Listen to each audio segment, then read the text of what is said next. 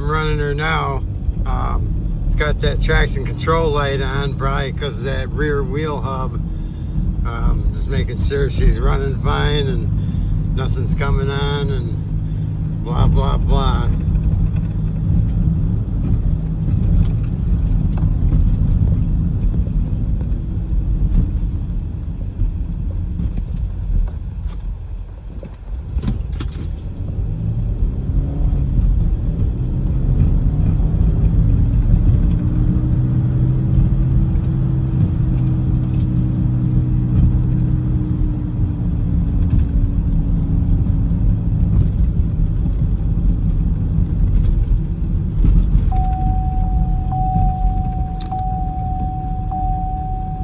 Seatbelt, but yeah, she seems to be fine, so I'm gonna bring her home and